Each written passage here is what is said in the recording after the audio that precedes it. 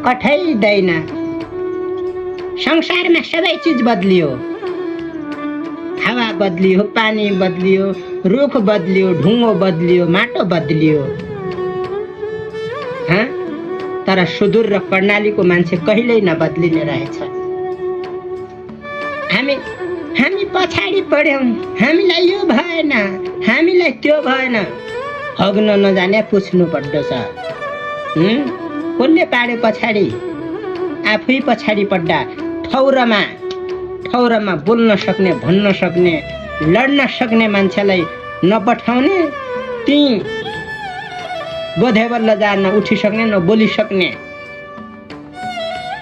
भोलि आज हजुर भनिकन आइकन जसलाई मत हालेर पठाए, जसलाई भोट हालेर जिताएर पठाउँदा होइन भयो क्या, भोलि ती तम्रा भाँटा माचिने हुन्, ती आफ्ना मान्छेलाई उ गर्ने हुन्।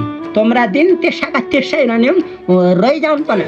कहिल्यै बदलिँदैन, तमी आफू बदलिँदैन, तमी भोट बदलिँदैन, तिम्रो ठाउँ गरी बदलिने हो भने बदलिने गर्यो।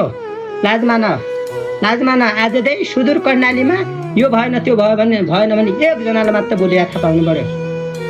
तम्रो आँखा फुट्ने, तम्रो हात भाग्ने हुने, भोट हाल्ने त र मुन्छेनीको पठाउनु त कहाँ जान छ भने जान कहाँ छ?